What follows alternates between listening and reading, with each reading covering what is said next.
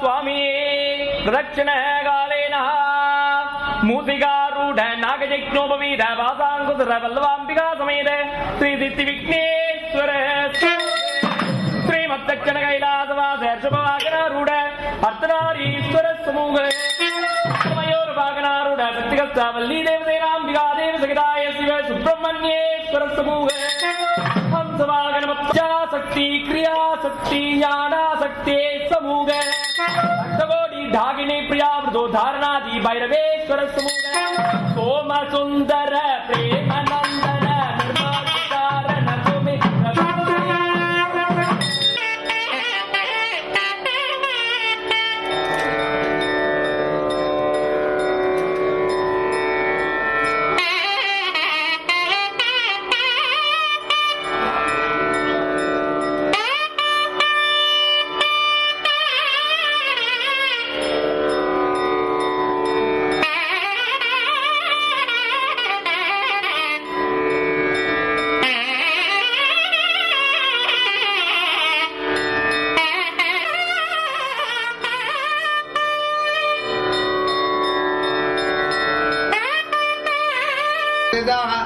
तस्य प्रकृतिलीनस्य यपरस्य मगेश्वरः निगिर्स्वैर समाजुते काले हरित्वमावर्णे इन्द्रायागे सहस्रयोः ब्रह्मण्यो षडाननाय विद्महे शक्तिहस्ताय धीमहि तन्नः स्कन्दः प्रचोदयात्। हरिः ओम ऐरोपाखण्डेश्वरस्थितान् अरिस्विल्नाम पुण्यक्षेत्रे वल्ली देवसेना समेत सुब्रह्मण्येश्वर सन्निधौ निष्ठ्यमान महोत्सव पंचम दिन माध्याह्निक याग दर्शन काले याग पूजा जप होम प्रदक्षिणं सुब्रह्मण्य पादार विद्ययो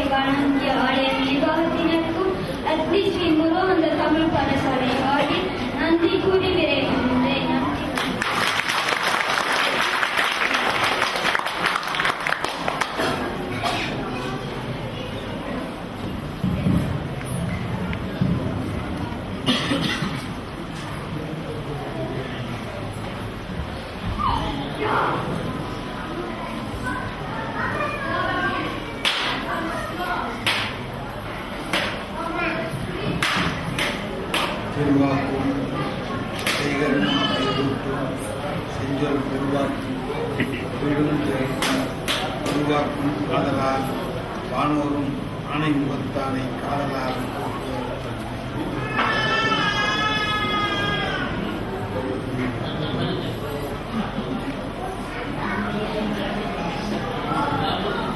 பொன்னும் மெய்ப்பொருளும் தருவானை போகமும் திருவும் புணர்ப்பானை பின்னையன் பிழையை பொறுப்பானை பிழையலாம் தவிர படிப்பானை இன்ன தன்மையன் என்று அறிய ஒண்ணா எம்மானை வெளிவந்த புராணை அன்னம் வைக்கும் பெயர்பனுக்கு அணி ஆரூரானை மறக்கடுமான் மூவிலும் முகங்கள் போற்றி முகம்பொழி கருணை போற்றி ஏவரும் சுதிக்க நின்று இராறு தோல் போற்றி காஞ்சி மலவடி வழி மலரடி போற்றி அண்ணான் சேவலும் மயிலும் போற்றி திருக்கை வேல் போற்றி பெருமதிப்பிற்கும் போற்றுதலுக்கும் உரிய இந்த ஆலயத்திலே இருந்து திருமுருகனின் திரு அருளை ஏந்தி போற்றி காப்பாற்றிக் கொண்டிருக்கக்கூடிய சிவனடியார்கள் அத்தனை பேரையும் என்னுடைய மனம் மெய் மொழிகளால் வணங்கி வருகிறேன். மிக அருமையாக இப்போது பேசிய முருகானந்தா பள்ளி மாணவர் ஒரு அருமையான செய்தியை சொன்னார். அவர் சொன்ன செய்தியை நீங்கள் நன்றாக கவனித்தீர்களா இல்லையா என்பது எனக்கு தெரியாது. ஆனால் அவர் சொன்னது ஒரு அற்புதமான செய்தி. இறைவன் செய்வதிலே எது நல்லது எது கெட்டது என்று தீர்மானிக்கிற அதிகாரம் நமக்கு இல்லை. அவர் எதை செய்கிறாரோ அதை நாம் ஏந்தி கொள்ள வேண்டியவர்கள் தான். இருகரம் ஏந்தி அவன் தருவது அனைத்தையும் பிரசாதம் என்று ஏற்றுக்கொள்ளக்கூடிய மனோ பக்குவம் நமக்கு வேண்டும் என்பதைத்தான் அவர் சொன்னார். சோதனைகள் வரலாம், அவர்கள் சோதனைகளாக நமக்கு தெரியலாம், ஆனால் அதன் விளைவு மிகப்பெரிய சிறப்பாக அமையலாம். ஆகவே நாம் எந்த நேரத்திலேயும் இறைவன் கொடுப்பதை ஆராய்ந்து பார்க்கிற தகுதியிலே நாம் இல்லை என்பதை உணர்ந்து அதற்கு ஏற்றபடி நடக்கும். மணிவாசக பெருமான் ஒன்று சொல்லுவார், நன்றே செய்வாய் பிழை செய்வாய் நானும் இதற்கு நாயகனே. நீ நல்லது செய்றியா கெடுதல் செய்றியா என்று நினைத்து பார்க்க எனக்கு தெரியாது. நன்றே செய்வாய் பிழை செய்வாய் நானும் இதற்கு நாயகமே. இதற்கெல்லாம் யார் நாயகன்? நான் இல்லை. யார் தலைவன்? நான் இல்லை, நீதான் என்பதை மிக அருமையாக இன்றைக்கு எடுத்து சொல்லிவிட்டு சென்றிருக்கக்கூடியவரை நாம் நன்றியோடு வணங்க கடமைப்பட்டிருக்கிறோம். இன்னைக்கு கண்ணகியை பற்றி நாம் பேசணும். நேற்று சீதையை பற்றி பேசிட்டோம். இன்னைக்கு கண்ணகி கொஞ்சம் கொஞ்சம் அவருடைய நிர்வாகம் எவ்வளவு நேரம் நமக்கு இடம் கொடுத்துட்டோம். அதுக்குள்ள யாரும் ஒரு ஓரத்தை அப்படி பார்த்துட்டு வர முடியும். கண்ணகி என்பது தமிழ்நாட்டிலே பூம்புகாரிலே பிறந்த பெண். அதே ஊரிலே பிறந்தவன் கோவலன். அவர்கள் கதையை சொல்லுவதுதான் சிலப்பதிகாரம்.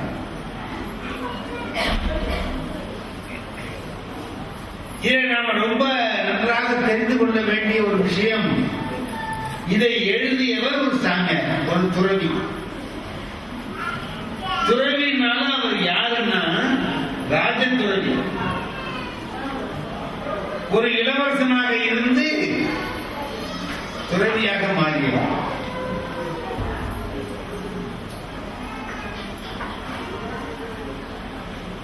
நெடுஞ்சேரலாதன் என்பவன் சேர மன்னன். அவன் அரசு கட்டளையிலே பொருள் வீற்றிருக்கிறான். இந்த பக்கத்துல பெரிய பையன் சேரன் செங்குட்டுவன் பேர் அவன் இருக்கான். இந்த பக்கத்துல இளங்கோ இருக்கிறார், இளவரசன் இருக்க. அப்போ ஒரு நிமித்திகன் வரான். நிமித்திகன் என்ன தெரியுமா? பார்த்த பார்வையிலே நம்ம பற்றி சொல்லுவோம். ஜோதிடம் என்பது நம்முடைய பிறந்த நேரத்தை எல்லாம் வைத்து கணக்கிட்டு சொல்லுவோம். இவன் நிமித்திகன் வந்து பார்த்தவனே சொன்னான், இந்த பெரிய பையன் ஆட்சிக்கு வரமாட்டான், இந்த சின்ன பையன் தான் ஆட்சிக்கு வருவான்னு இவனுடைய முகக்குறிப்பே சொல்லுதுன்னு சொன்ன. குழப்பம் ஆரம்பமாயிட்டு. இப்போ சேரன் செங்குட்டுவனுடைய முகத்தை பார்த்தா எள்ளு பொண்ணு வெடிக்கு. நாம ஆட்சிக்கு வரலாம்னு இருக்கிறோம், இவன் வருமானு சொல்றானே அவன் ஆத்திரப்படுறான். சின்ன பையன் நினைச்சாரு, இளங்கோ நினைச்சா, எவனோ ஒருத்தன் வந்து என்னமோ சொல்றான், அதுக்கு இவன் ஏன் இவ்வளவு ஆத்திரப்படுறான்? ஆத்திரப்பட வேண்டியது இல்லையே. சரி, இப்போ அண்ணனுடைய மனசுல நாம ஒரு அமைதியை உண்டாக்கணும். என்ன செய்யலாம்? திருவிழு உள்ள போனா தலையை மொட்டை அடிச்சுக்கிட்டு துறவி கோலத்துல காவி கட்டிட்டு வந்து, நான் இன்று முதல் துறவி, நான் இந்த அரண்மனையிலே இருக்க மாட்டேன், வெளியில போறேன், கவலைப்படாத. இவன் சொன்னது நடந்துருமோன்னு நீ கவலைப்படாதே, நான் வெளியில போயிடுறேன், இந்த அரண்மனையிலே இருக்க மாட்டேன் என்று உடனே தியாகம் செய்துட்டு போறார் அந்த இளையவன். அவர் பேர் தான் இளங்கோ. பிறகு துறவியா ஆனதுனால அவருக்கு அடிகள் அப்படிங்கிற பேர் சேர்ந்து இளங்கோ அடிகள். இளங்கோ அடிகள் தான் இந்த சிலப்பதிகாரத்தை இயற்றியது. இந்த சிலப்பதிகாரத்துக்கு என்ன பேர் தெரியுமா? புரட்சி காப்பியம்னு பேர். நாம ஒண்ணா பார்த்துட்டு வரோம். நம்ம தமிழ்ல இருக்கக்கூடிய இலக்கியங்களை எல்லாம் பார்த்துட்டு வரோம். ராமாயணம் பார்த்தோம், மகாபாரதம் பார்த்தோம். இப்ப சிலப்பதிகாரம் மூன்றாவதாக ரொம்ப முக்கியமானது, அதை நம்ம பார்க்கணும்.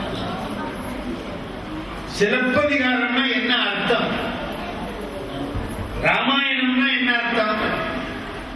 ராமன் அயனம் ராமாயணம். அயனம்னா வழி, ராமன் போன வழியை பற்றி தெரிந்து கொள்வதற்கு உதவுவதுதான் ராமாயணம். மகாபாரதம் இப்போ அது என்ன பண்ணுது? மகாபாரதத்தினுடைய மைய கருத்து என்ன? மண்ணாசை கூடாது. ராமாயணத்தினுடைய மைய கருத்து என்ன? பெண்ணாசை கூடாது. சிலப்பதிகாரத்தினுடைய கருத்து என்ன? சிலப்பதிகாரம் 3 உண்மைகளை சொல்வதற்காக எழுதப்பட்டதுன்னு அதனுடைய பதிகத்திலேயே முன்னுரையிலேயே. என்ன 3 உண்மைகள்? அரசனாக இருப்பவன் நீதி நெறி தவறி நடப்பானால் அவனை அறம் கொல்லும். அரசியல் பிழைத்தோருக்கு அறம் கூற்றாகும். இரண்டாவது என்ன? உரைசால் பத்தினியை உயர்ந்தோர் ஏற்றுவர். உயர்ந்த பத்தினி பெண்ணை மேலோர்கள் பாராட்டுவார்கள், போற்றுவார்கள், துதிப்பார்கள். மூணாவது நீதி என்ன சொல்லுது இந்த சிலப்பதிகாரம்? ஊழ்வினை ஒருத்து வந்து ஊட்டு.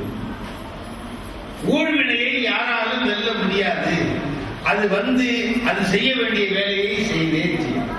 இது 3 சொல்லுவதற்காகத்தான் சிலப்பதிகாரம். இப்போ நான் சொன்னேன் இது ஒரு புரட்சி காப்பியம்னு சொன்னேன். ஏன்னா எல்லா மனிதர்களும் ஆண்டவனையோ அல்லது அரசனையோ எழுதி கொண்டிருந்த காலத்தில் ஒரு அரசன் வந்து சாதாரண பெண்ணை பற்றி கதை எழுதுகிறான். அதுதான் சிலப்பதிகாரம். இதுல ஒரு பெண் புரட்சி செய்து மன்னனையே வீழ்த்துகிறார். எல்லாம் அதுல இருக்கு. சரி, இப்ப நம்ம ஒரு 2 இடத்தை பார்ப்போம். ஒரு காப்பியம்னா இப்ப ராமாயணம் இருக்கு, அதுக்கு யாரு தலைவன்? நீ சொல்லுவ. யாரு? ராமாயணத்துல யாரு தலைவன்? ராமன். அப்ப சிறப்பதிகாரத்துக்கு யார் தலைவனா இருக்கணும்? கோவலன் தானே இருக்கணும். இல்ல, கோவலன்னா முறையா இருக்கணும், அவன் தான் தலைவன். ஆனா அவனை சொல்லல, அவரு கண்ணகியை சொல்ற. முதல்ல ராமாயணத்துல முதல்ல யாரை பத்தி சொல்லிட்டு வர்றார்? ராமனை பத்தி சொல்லிட்டு வர்றார்.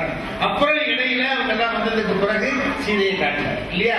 முதல்ல ராமன் வருவான், அப்புறம் இதுல முதல்ல சீதை வர்றா, முதல்ல கண்ணகி வர்றா, அப்புறம் கோவலன் வர்றா. பெண்ணுக்கு முதன்மை தருகிறார். முதல் பாட்டு என்ன தெரியுமா? போதிலார் திரும்பினாள் புகழுடை வடிவு என்றும் தீதிலா வடமையின் திறம் இவள் திறம் என்றும் மாதரார் தொழுதேத்த வயங்கிய பெருங்குணத்து காதலால் பெயர் மண்ணும் கண்ணகி என்பாள் மண்ணும். இது முதல் பாட்டு. இரண்டாவது பாட்டு கோவலனை சொல்றார். முதல்ல கண்ணகியை சொல்லிட்டு அப்புறமா கோவலனை சொல்றார்.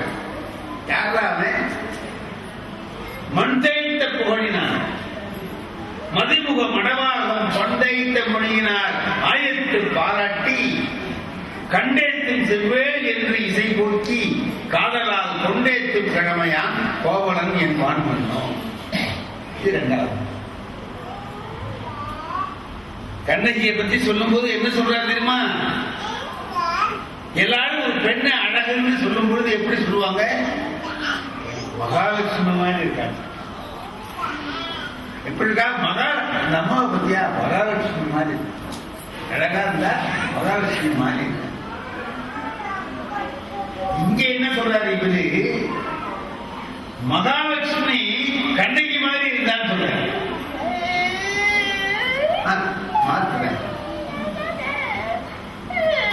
அவ முகம் நிலவு மாதிரி இருக்குன்னு சொல்லல, நிலவு இவ முகம் மாதிரி இருக்கு.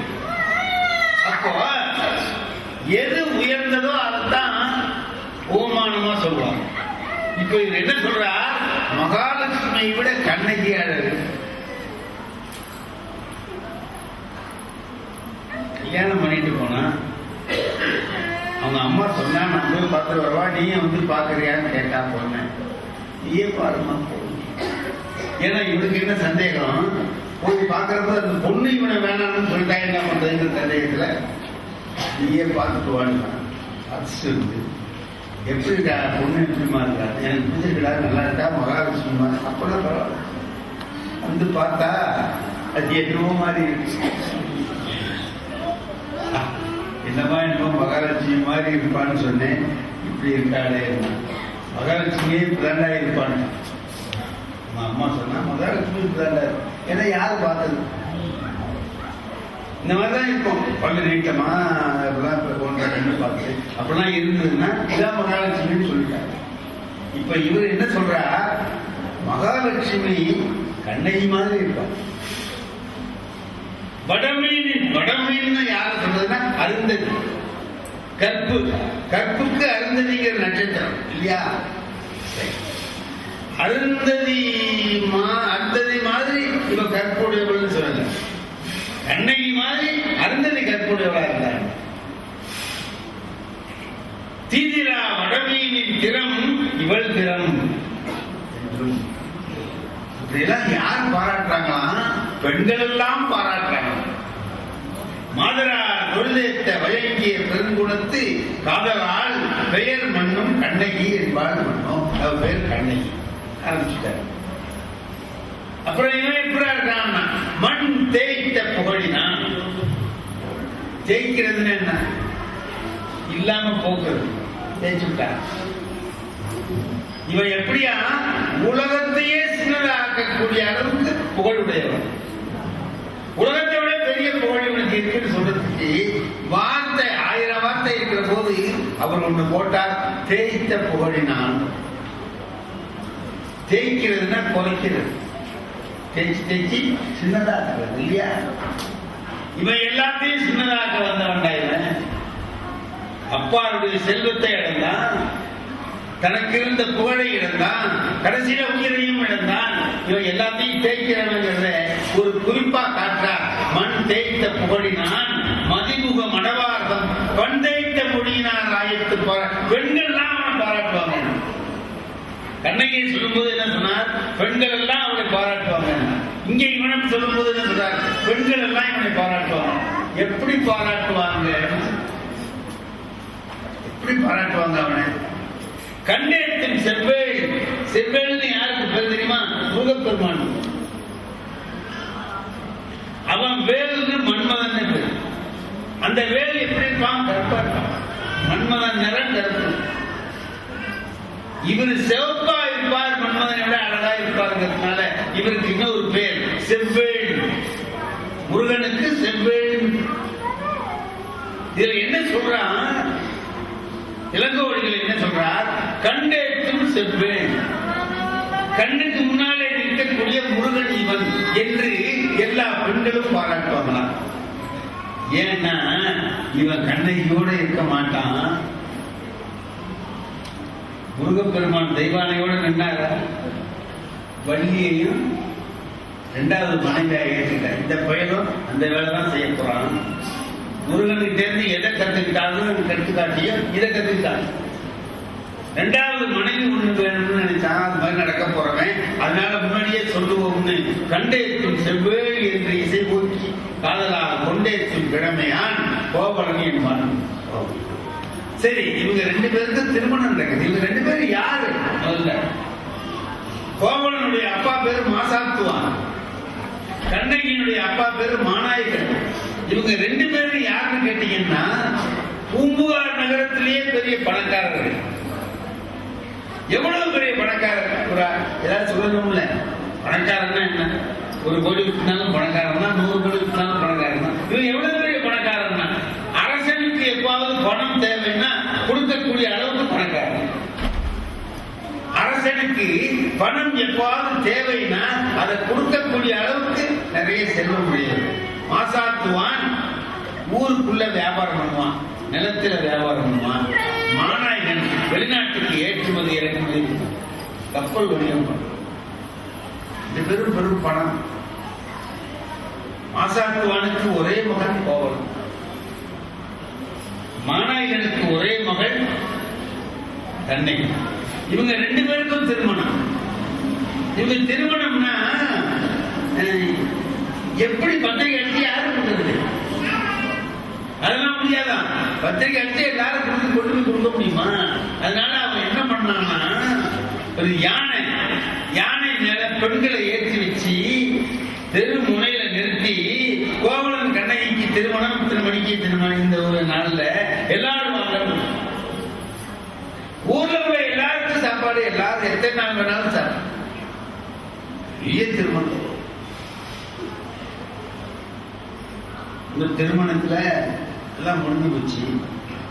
திருமணம் முடிஞ்ச உடனே அவன் என்ன பண்ணான்? ஒரு 7 மாடி வீடு, 7 நிலை மாடம். அதுல இவங்களை தனியா கொண்டு போய் கொடுத்தனம் வச்சுட்டாங்க.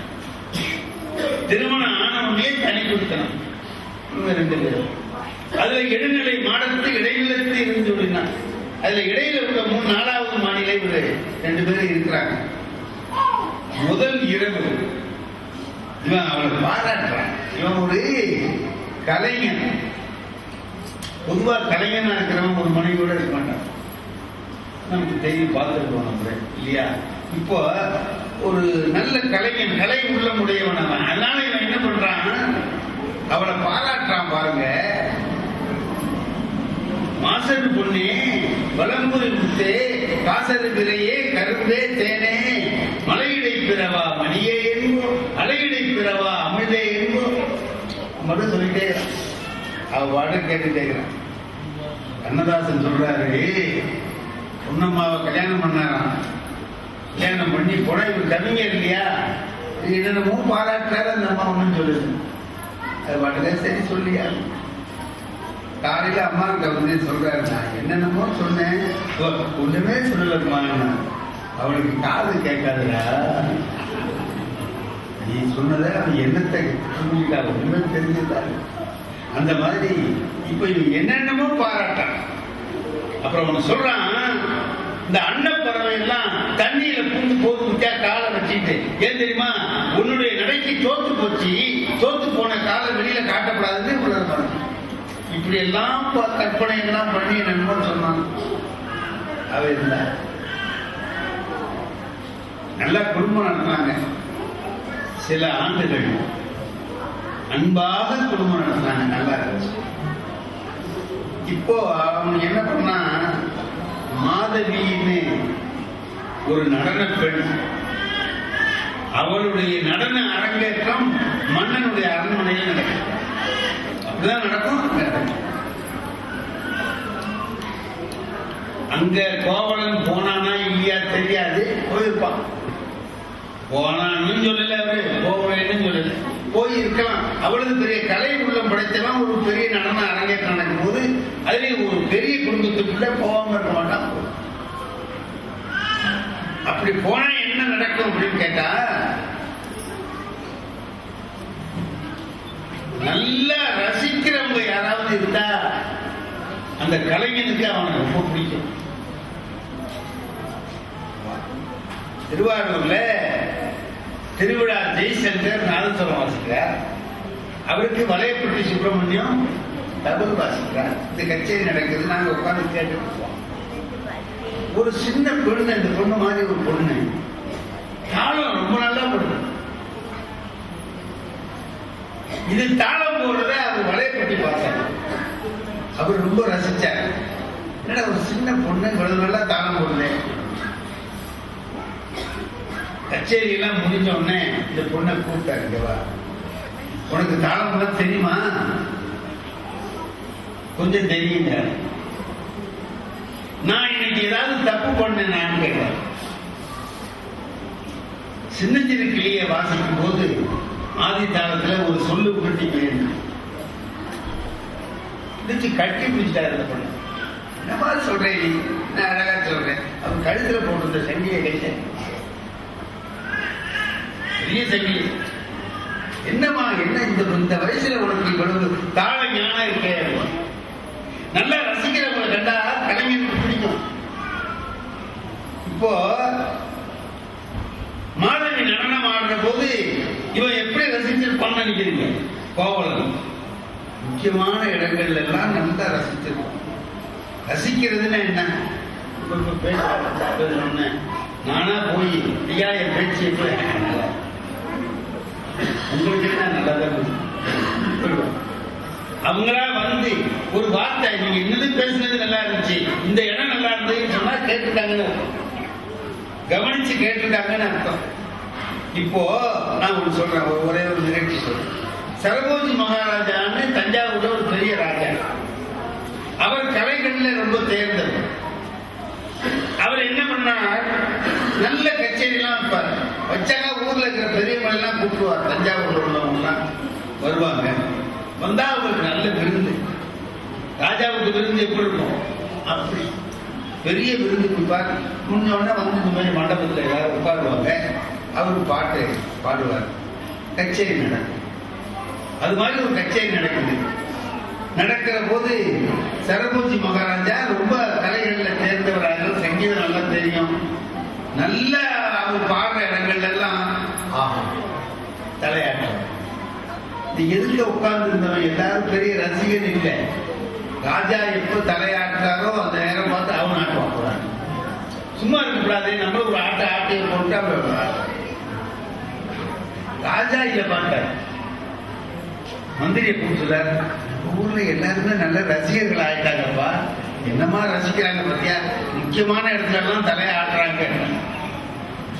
மந்திரி சொன்னா, நீங்க ஆட்டுறீங்கன்னு அவன் ஆட்டுறான். அவனுக்கு ஒண்ணு இதெல்லாம் பெரிய சாப்பாட்டுக்காக வந்ததானே அப்படி சொல்லாத, உனக்கு அறிவு கிடையாது. எல்லாரையும் ரொம்ப இழிவா பேசுற நீ. நல்ல தேர்ந்த ரசிகர்கள் முக்கியமான இடத்துல ஆட்டான். முக்கியமான இடத்துல நீங்க ஆட்டுறீங்க, அதை பத்தி அவன் ஆட்டுறான். நாளைக்கு இதே கச்சேரி வைக்க யாரு சரியான ரசிகன்னு நான் கண்டுபிடிச்சு சொல்றேன். ராஜா சொன்னார், இதே கச்சேரி நாளைக்கு நடக்கும்னா மகாபுத்துவானுக்கு அவனுக்கு எப்படி இருக்கும்? கதை பிடிச்சி நம்ம இன்னொரு நாள் வைக்கிறார். ராத்திரி கூட சாதகம் பண்ணி பார்த்து என்னென்ன பாட்டு பாடுறது எல்லாம் தயார் பண்ணி பண்ணி வந்து அடி பின்னி எடுக்கலான்ட்டு வர்றாங்க. இந்த மந்திரி என்ன பண்ணா, எல்லாருக்கும் சாப்பாடு முடிஞ்சுது, விருந்து முடிஞ்சுது. வரும்போது ஒவ்வொருத்தன் கையிலையும் ஒரு சீட்டை கொடுத்துருக்காங்க. அந்த சீட்ல என்ன எழுதியிருக்குன்னு கேட்டா, பாடகர் பாடும் போது யாராவது தலையாட்டினால் தலை வெட்டப்படும்.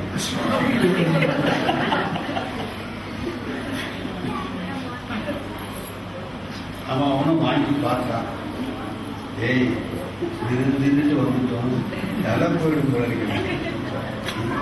இது மாதிரி தெரிஞ்சிருந்தா சாப்பாடு கூட வந்துருக்க வேண்டாம். கருத்தை சொன்னா என்னன்னு, உனக்கும் சீட்ல அதான் எழுதியிருக்காங்க. இந்த மாதிரி எதுவும் கேட்கிற வேலை வச்சாரு. நீ கேட்கறதுக்கு நான் தலையாட்ட போவேன், பாட்டுக்கு ஆட்டினேன்னு அவன் ஒன்றும் வெட்டி பேசுற வேலை வச்சுக்காத, கேட்டு பாருங்க. இங்கே இவர் பாடுறாரு, எல்லாம் அங்க பக்கமா அவர் பாட்டுன்னா என்னென்ன தெரியுமோ கத்தவிட்டே விடுறாரு. பாட்டு அடி பின்னுற அவன் நீ எது வேணாலும் செய்யும் தலைய மட்டும் ஆட்டம் அந்த சைடு பார்த்துட்டான். அப்படியே ரிஷபத்தை பார்த்துக்க உட்கார்ந்துட்டான். இந்த பாடுறவனுக்கு என்னடா நேற்று நல்லா ரசிச்சானோ, நீ நம்மளே பார்க்க மாட்டேங்கிறான், வேற சைடு திரும்பிட்டானேன்னு அவனுக்கு ரொம்ப அற்புதமான, அவனுக்கு இருக்கிறதுலே ரொம்ப ஒஸ்தி சரக்கு இருக்கு. அதை எடுத்து விடுறான், மாஸ்டர் பீஸ். ஆன்னு மேல போனான். அதை ஒருத்தன் எடுத்தவன் நல்ல ரசிகன், அவனால அதை ரசிக்காம இருக்க முடியல. ஆஹா அப்படின்னு மந்திரி அவன் பிடிச்சி விடாது கொண்டான். ஏண்டா தலையா சீட்டு என்னடா அட்டப்படாயின்னு இருக்கு, தலையை வெட்டுவேன். அப்ப ஏண்டா ஆட்டினேன்? என்னால ஆட்டாம இருக்க முடியல. அவர் அவ்வளவு நல்லா பாடினாரு, ரசிச்சு நான் தலையை ஆட்டிட்டேன். அவன் பிடிச்சான், இங்க இருந்து கொண்டு ராஜா கிட்ட காமிச்சான். இங்க வந்திருக்கிறதுல இவன் ஒருத்தன் தான் ரசிகன், பாக்கி பேருக்கு சும்மா நான் எழுதி கொடுத்தது தலையை வெட்டிடுவேன்னு அவன் வேற சைடு திரும்பிட்டான். இவன் திரும்பினாலும் ரசிக்காம இருக்க முடியல. அது பாருங்க எப்படி ரசிச்சான்னு சொல்லி, இவனுக்கு தான் இவன் ரசிகன்னு சொன்னா இவன் ஒருத்தனா இருக்கான். 1000 பேர்ல இவன் ஒரு ஆள் தான் ரசிகன். நம்ம கோவில்ல யாராவது ரசிகர்கள் வந்துட்டவங்க அது மாதிரி தேர்ந்தெடுக்கலாம்னு பார்த்தா, இங்க எல்லாருமே அந்த ஒரு ஆள் மாதிரியே இருக்காங்க. அந்த ஒருத்தர் தலையாட்டி மாட்டிட்டான் பாருங்க, அவன் எவ்வளவு ரசிக்கணும். அது மாதிரி எல்லாருமே இருக்கிறதா நம்ம கோவில நம்ம பாக்குற விஷயம். இப்ப அவன் போய் உட்கார்ந்து பாக்குறான், கோவலன் அவன் ஆடுறான். இவன் என்ன செய்யறான், அவன் முக்கியமான இடங்கள் வரும்போது ஆகாது. ஆடுறவனுக்கு இவ்வளவு நல்லா ரசிக்கிறவன் யாரு அப்படின்னு அவனை கவனிக்கிறான். அவன் இவளை கவனிக்கிறான். இவன் ஆட்டத்தோட ஆட்டமா அவனையும், இவங்க 2 பேருக்குள்ள ஒரு புரிந்துணர்வு ஒப்பந்தம் பண்ணிட்டான். போயிட்டான். அவளுக்கு ஒரு மாலை, பொன் மாலை பரிசு கொடுக்கிறார் ராஜா. கலைக்கோள் அறிவைன்னு பட்டம் கொடுத்தார். எல்லாம் கொடுத்து நீ விரும்பியவனை திருமணம் செய்து கொள்கிற உரிமை உண்டு. போனவர் என்ன பண்ணா, ஒரு கிழவிகிட்ட அந்த மாலையை கொடுத்து, இளைஞர்கள் திரியிற தெருவில் இதை வச்சுக்கிட்டு நீ நில்லு, நிக்கிற போது ஒன்று சொல்லு. என்ன சொல்லணும் தெரியுமா? 110 அடிக்கு 8 கடை நிறுத்திய பொன் பெறுவது இம்மாலை, மாலை வாங்கினர் சாகும் நாம் கொள்ளுது. இது 1008 கடைஞ்சு பொன். 1008 கடைஞ்சு பொன் கொடுத்து யார் வாங்குகிறார்களோ அவர்கள் மாதவியை அடையலாம் அப்படின்னு கல்வி வந்து சொல்றாங்க. சொல்லல, வச்சுட்டு நிக்கிற கோவலன் வர்றான். கோவலன் வர்ற போது பார்த்து சொல்றான். அப்ப அவருடைய நோக்கம் என்ன தெரியுமா? எல்லாத்தையும் நிக்கிறது இல்ல, இவன் வரும்போது சொல்றதுதான் அவருடைய நோக்கம். அவன் அங்க வருவான்னு தெரியும். அது என்ன தெருவு? இளைஞர்கள் தெரிகிற தெருவு. திரிகிறதுனா என்ன தெரியுமா? திரிகிறதுனா என்னங்க அர்த்தம்? இப்ப ஒரு பெரிய கூட்டம், ஜனங்கள் கூட்டமா இருக்கு. சில இளைஞர்கள் என்ன பண்ணுவான், சிறப்பு போவான். எங்க போறான்னு தெரியும், அவனுக்கு தெரியும்.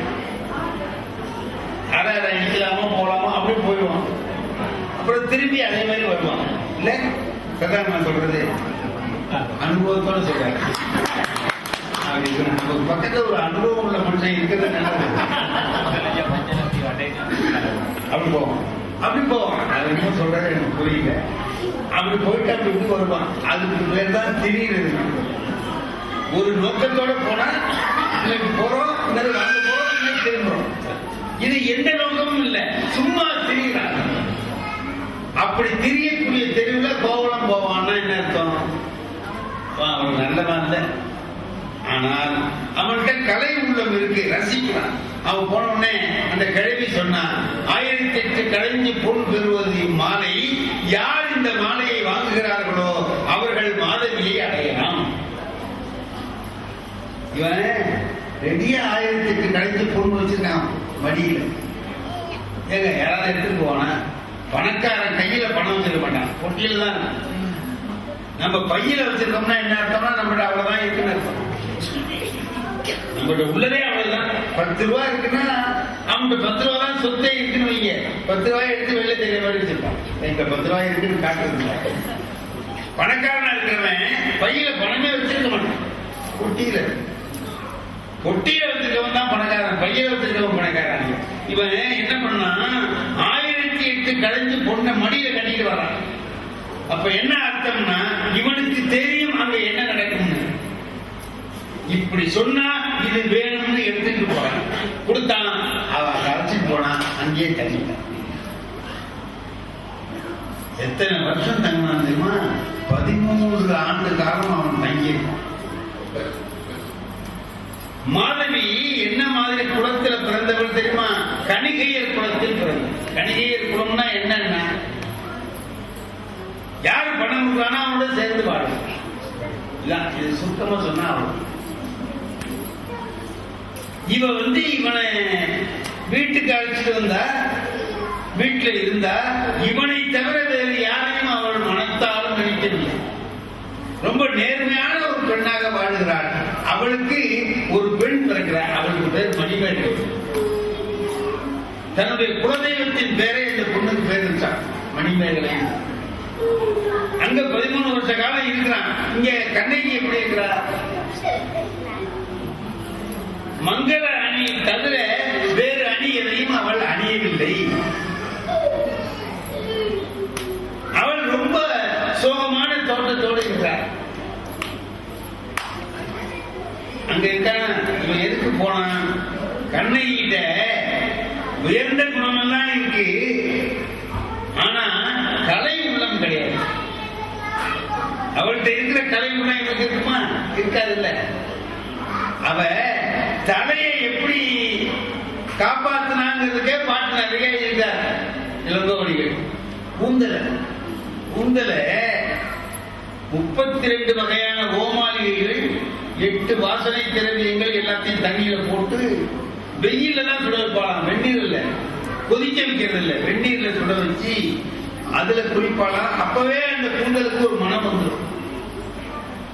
அதை என்ன செய்வானா, கொண்டு துணியை, நம்ம பெண்கள்லாம் துணியை சுற்றி, இந்த துணியெல்லாம் ஈரத்தை அவன் அப்படி செய்ய மாட்டான். குளிச்சுட்டு வந்த உடனே ஒரு பந்தல் அப்படி இருக்கும். இதையெல்லாம் இளங்கோவடிகள் சொல்றாரு, நான் சொல்லல. அதுல அந்த முடிய அப்படியே ஒருத்தி தோழி என்ன செய்வா, அப்படியே விரிச்சு வைப்பான். கீழே 14 வகையான வாசனை பொருள்களை போட்டு, சந்தனம், அகில் முதலெல்லாம் போட்டு அந்த புகை அப்படியே வரும். புகை வந்த உடனே இந்த கூந்தல் காயும். காஞ்சா அந்த கூந்தல் அப்படியே முறுக்கி இந்த புகையெல்லாம் உள்ள இருக்க முடியாது வச்சுருவா. அது காஞ்சும் போயிடும், மனமாகும், வாசனை அப்படி இருக்கும். இப்போ அந்த கூந்தலையே அவர் இவ்வளவு அழகா வச்சிருந்தாங்கன்னா, இவனை மயக்குவதற்கு அவன் என்னென்ன செஞ்சிருப்பான். அதனால இவன் விடுதல் அறியா விருப்பினன் ஆனான். அதை விட்டு வர முடியாத நிலையில அங்க இருக்கிறான். இங்க கண்ணகி ரொம்ப சோகத்தோடு இருக்கிறார். இப்போ என்ன ஆகுது, ஒரு நாள் அவருடைய தோழி ஒருத்தி இருக்கிறாங்க, தேவந்தி. அந்த தேவந்தி என்ன செய்யறா, கண்ணகிக்கு ஒரு யோசனை சொல்றார். கண்ணகி, இப்படியே இருந்தால் கோவலன் திரும்பி வர மாட்டான். நாம ஏதாவது இப்ப இவ்வளவு நாள் இருந்தாலே ஏதாவது முயற்சி பண்ணாரா அவனை திரும்ப அழைச்சிட்டு வர்றதுக்கு? இல்ல. ஏன்னா அவனா வரணுமே தவிர நாம பிடிச்சு கட்டி எடுத்துக்கிறோம். ஒருத்தனை யாரையும் எப்படி திருத்திடலான்னு பார்க்கணும். எங்க ஊர்ல ஒரு பொண்ணு கல்யாணம் ஆகி அன்னைக்கு தான் வந்தா. அன்னைக்குதான் எங்க ஊருக்கு வந்திருக்காங்க. வரவேற்பெல்லாம் முடிஞ்சு வந்து உட்கார்ந்துருக்கா. வேர்த்து போயிருக்கு. ஃபேன் எடுத்து போட்டுக்கிட்டு அப்படியே கொஞ்சம் ஆசுவாசப்படுத்திட்டு உட்கார்ந்துருக்காங்க. எய்த்த வீட்டுல ஒரு 15 வருஷத்துக்கு முந்தி கல்யாணம் ஆனவர். அவ இவளை பார்க்கறதுக்காக வந்தான். தங்கச்சி, நீ இன்னைக்குதான் எங்க ஊருக்கு வந்திருக்கிற. நான் இந்த ஊருக்கு வந்து 15 வருஷம் ஆச்சு. எனக்கு கல்யாணம் ஆகி 15 வருஷம் ஆகுது. எனக்கு ஒரு 15 வருஷம் சர்வீஸ். நான் உனக்கு சில யோசனை எல்லாம் சொல்றேன். சொல்லுங்க அக்கா, உங்ககிட்ட யோசனை கேட்கணும் தான் நானே இருக்கேன். முதல் யோசனை என்ன தெரியுமா? புருஷனை கையிலேயே வச்சுக்கணும். இன்னைக்கு வந்து அவ கேட்டா, அது எப்படி அக்கா கையிலேயே வச்சிருந்தா அவர் கடத்தலுக்கு போக மாட்டாரா? போடி போய் திரும்பி கையிலேயே வச்சுக்கிறதுனா கையிலேயே பிடிச்சி வச்சுக்கிறதுன்னு அர்த்தம் இல்லை. நம்ம சொல்றத கேட்கிற மாதிரி வச்சுக்கணும். அதுக்கு என்ன செய்யணும் சொல்லுங்க. நான் செஞ்சதை சொல்லட்டுமா? சொல்லு. நான் கல்யாணம் ஆன அன்னைக்கே அப்படி சொல்லிட்டேன். இந்த பாருங்க, இந்த பீடி சிகரெட்டு தண்ணி அடிக்க இந்த வேலையெல்லாம் வச்சுக்கிட்டீங்க, வாயை பிரிச்சுடும். அவங்ககிட்ட பேசிக்கிட்டு இவன்கிட்ட பேசிக்கிட்டு இருந்தேன்னு வீட்டுக்கு நேரம் கழிச்சு வந்தீங்க, காலை வெட்டிடும். இப்பெல்லாம் நான் கடுமையா சொன்னேன். அதே மாதிரி நீயும் சொல்லு. அதுக்கு இன்னைக்கு வந்தவ கேட்டா, நீங்க சொன்னதெல்லாம் சரி அக்கா, அவங்க அதை கேட்டு தெரிஞ்சுனாங்களான்னு. அதுக்கு 15 வருஷம் சொல்றா. என்னம்மா ஆயா, யாருக்கு தெரியும்? அன்னைக்கு போனவர் தான் இன்னும் வீட்டுக்கு போற.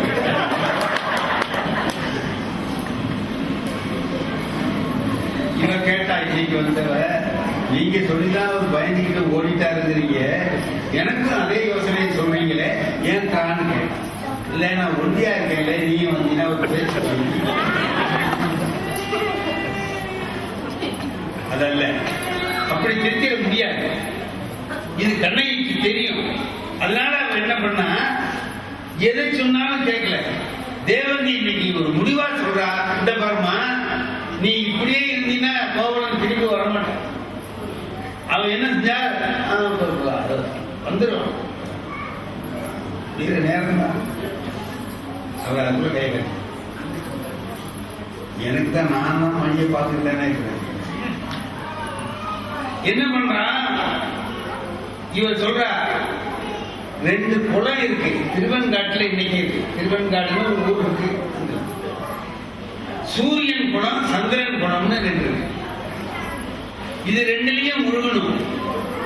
முழுகி அங்க காமவேல் கோட்டம்னு ஒரு கோட்டம் கோயில், அதுல போய் காமவேலை வணங்கினால் பிரிந்த கணவன் திரும்பி வருவான், அடுத்த பிறவியிலும் இன்பமாக வாழலாம் அப்படின்னா ஒரு யோசனை சொன்னான். இதுக்கு என்ன சொல்லணும் கண்ணகி? ஒரே வரியில சொன்னா, வீடு அன்பு. அது பெருமை இல்லைம்மா, அப்படி சொல்லக்கூடாது. ஏன் தெரியுமா? தெய்வத்துக்கிட்ட போய் நம்ம என்ன சொல்ல போறோம்? கணவன் என்னென்ன குறைகளோடு இருக்கிறான், அது திருத்தம் தானே சொல்லுவோம். தெய்வத்துக்கிட்ட கூட நான் என் கணவனின் குறைகளை சொல்ல மாட்டேன். எந்த நிலை அதுல எது சொன்னா, அப்பதான் ஒரு வேலைக்காரி உடையான்னு சொன்னா, ஐயா வந்துட்டார், ஐயா வந்துட்டார். மாதவி கிட்ட கோச்சுக்கிட்டு இங்க வந்துட்டான். அவனை ஒடியாந்து வரவேற்று அழைச்சிட்டு போறான். போனவன்னு இவன் சொன்னா, முதல் வார்த்தை என்ன சொன்னான் தெரியுமா? சலந்தரு கொள்கை சலந்தி ஒரு ஆடி குழந்தரு வான்போரு கொன்றம் தொலைந்த இளம்பாடு நாடு தெரிஞ்சு. எங்க அப்பா கொடுத்த செல்வத்தை எல்லாம் அந்த வஞ்சகியோடு சேர்ந்து வாழ்ந்து அடிச்சுட்டேனே. அவன் காதை விட வாங்க. அதுக்கு ஒரு பதில் சொன்னா, பொருள் போயிட்டு வந்தவன் என்ன சொல்லணும்? உன்னை இவ்வளவு நாள் பிரிஞ்சிருந்தது எனக்கு வருத்தமா இருக்குன்னு சொல்லணும். அவன் அதை சொல்லல, பணம் போனது வருத்தமா இருக்குன்னா. அதுக்கு அவன் சொன்னா, கவலையே படாதீங்க, என்னுடைய சிலம்பு இருக்கு, அதை வைத்து நாம் சிறப்பாக வாழலாம்னு சொன்ன. சரி வா, நம்ம மதுரைக்கு புறப்படலாம் அப்படின்னு சொல்லி, இங்க இருந்து வியாபாரம் பண்ண முடியாது, சின்ன வியாபாரம் நம்மளால பண்ண முடியாது. நம்ம அப்பா உங்க அப்பா எல்லாம் பெரிய பெரிய வாணிகம் செய்யறாங்க. நாம ஒரு ஒத்த கடை வச்சு இங்க வியாபாரம் பண்ண முடியாது. ஆகவே மதுரைக்கு போயிடலாம் வா புறப்படுன்னு சொன்னா அவளும் புறப்படுறேன்னு உடனே புறப்பட்டான். இதோட இன்னைக்கு நெருங்குவோம். சாயந்தரத்துக்கு பார்க்கணும் மதுரையில போய் என்ன ஆச்சுன்னு பார்க்கணும். நன்றி, வணக்கம்.